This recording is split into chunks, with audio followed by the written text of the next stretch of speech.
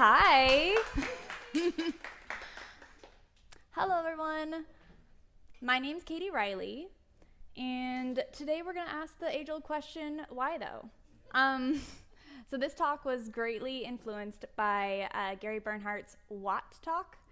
If you haven't watched it, you probably should because it's amazing. It's only 4 minutes long. It's a lightning talk. It's hilarious. But in it, he goes through some of the quirky things that Ruby interpreters do and JavaScript interpreters do. And he asks a very, very valid question. What? Like, how and why do they decide to do those things? Which prompted my question of why though? Like, there's got to be a reason. There's got to be a reason for this madness. And so today, I shamelessly stole 2 examples from him. And we're going to go through one with Ruby, one with JavaScript, and look at the why, and then the what, and then the why though. So let's start with Ruby. Very easy, very simple. We're going to start with assignments. So Ruby's real simple. You can just assign hi to equal a string. You can assign you to equal a string. You can add them together, get a bigger string. Very, very easy, very simple, nothing surprising here. Also in Ruby, we can't have bare words. So we can't just do A and B. Interpreter hates that. So then you have to ask, what's the difference between bare words and the hi and the you that we used? It's an assignment. So what if I just assigned A to B? How about that? Hates it. Okay. So like you can't just assign whatever you want. So like assigning A to A and assigning B to B, that's probably gonna give me an error too, right? No.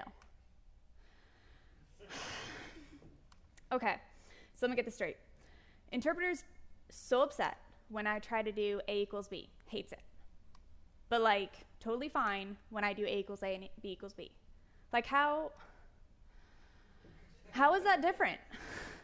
Like that does not make any sense. So like, let's break this down a little bit. Like, what happened? What is Ruby doing behind the scenes? Once you read into it a little bit, it's actually pretty straightforward, pretty simple. So, sorry, too fast. When Ruby does assignments, it looks at the assignment, sees the equal, which is the assignment. Anything to the left of that, it'll say, hey, I don't know what you are yet, but I need you to stay here. So I'm going to give you a nil. You just hold this nil. I don't want you to go anywhere. I'm going to go on the other side of this equal sign, figure out what that is, then come back and tell you, but stay. Which makes sense. Like, so I see why we still have A and B giving us our error, because we don't have an assignment, there's still bare words, nothing makes sense.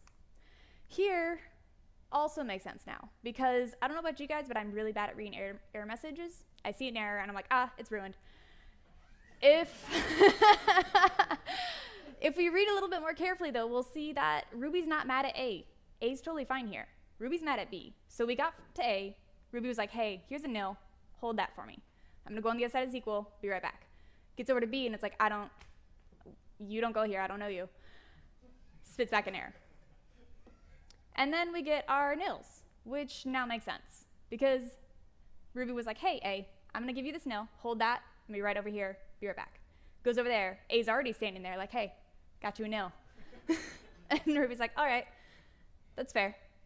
So like, you're welcome. I did exactly what you wanted, and I don't know what the problem is. So this is just a fun little example of one of those little things that Ruby does just to save us, because, you know, it just knows what to do. And, you know, those little tricks never come back to bite us. On to JavaScript. Okay, JavaScript, we're going to do just addition. Just simple addition. Everyone knows addition, right? So what if we, in JavaScript, 2 empty arrays and add them together? Like, what are we going to do with that? That's going to be obviously an empty string. Obviously. Okay. So now we got an empty string and an empty object. What is that going to be? Like another string, but also this time it looks like it was an array, but then put object in it and then turn it into a string. That's okay, but we're on strings. Like it's a consistent theme here, right? Consistent. So 2 objects, probably going to be a string, right? Not a number. So we went from just an empty string, to a string with values, to not a number. And I know some of you are like, hey, Katie, I've seen what? Like, there was 4 examples here. To that, I want to say, I don't hold many truths in my life, but I've learned 2 things from school. The mitochondria is the powerhouse of the cell, and PEMDAS. So order of operations, addition is always the same forwards and backwards. 2 and 3 is 5, 3 and 2 is 5. Doesn't matter what order. Lord, be my strength. Okay. So we've already done this addition. We've already done this. Let's do it again. But we're just going to change the order, and it should be the same, right? No, we get 0. We get 0. Because we started out with an empty string. And then we got a string with things in it. Cool. And then now, not a number and a number. So what do we do now?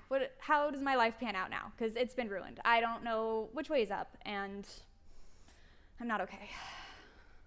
Okay. So I had to dig into this because I couldn't sleep at night. And it makes sense. It really does. I'm just not okay with it. Okay. So we're going to talk about addition in JavaScript. So the plus here is an addition operator, obviously. What's really fun about this is it only works really well with strings and numbers. I kind of see where our problem is, because these are not strings or numbers.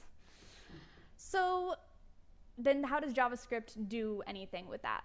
How do we get where we ended up? How do we do this? Well, we have toPrimitive. So toPrimitive takes an input, which is either our empty arrays or empty objects, and we have a hint that gets passed in. The hint is, you can pass it in yourself. It has to be either number or string, or it'll pass it in for you. So if you pass in, if it's calling toPrimitive, the input is a date, it'll send in string. If it's anything other than a date, it'll send in a number. So for us, we're going to be using the number one. We'll go through that first. For a number, it's going to check if it already is a primitive. If it is, we'll return right away. Perfect, love it, ship it.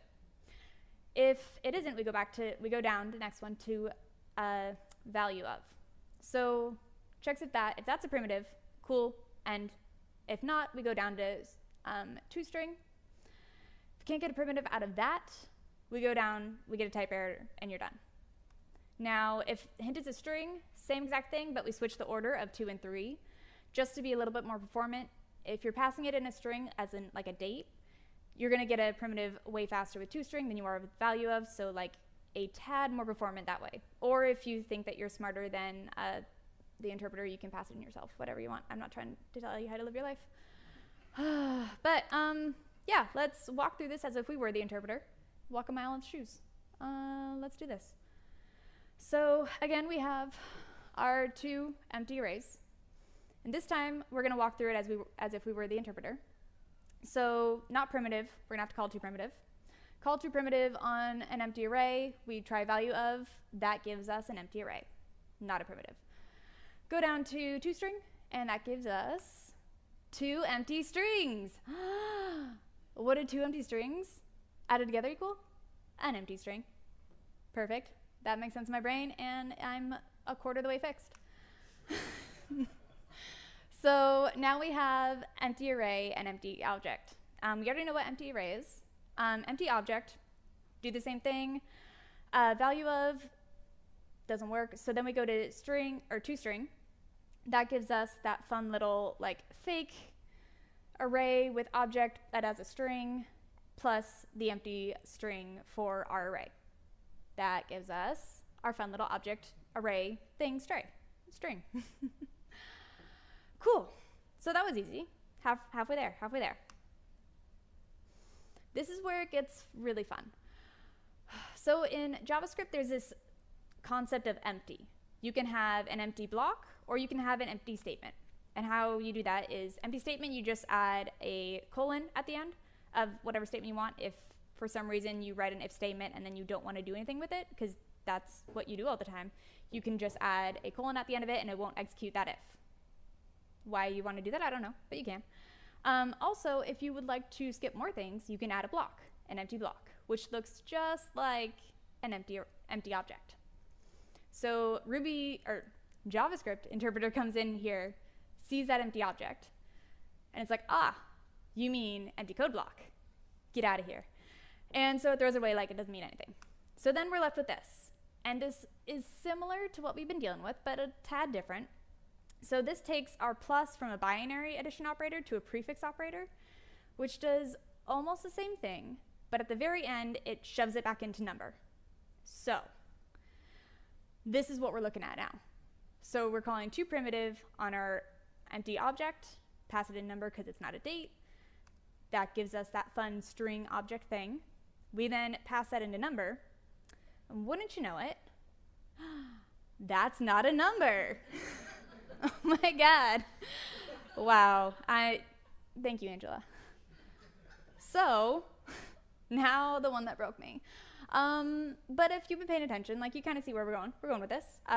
We get this empty block thing again, and JavaScript is like, you mean nothing. Cool. We hate it. Throws it away, and now we get this with our empty array. So we do the same thing. toPrimitive with the empty array, pass it in number, and shove it back into number. And surprisingly, number of an empty string is 0. And now I can sleep at night. Oh my goodness. So yeah, that was my fun little talk on fun little things that interpreters do. I hope you had fun. And please don't forget to check out What by Gary Bernhardt. It is amazing. Thanks.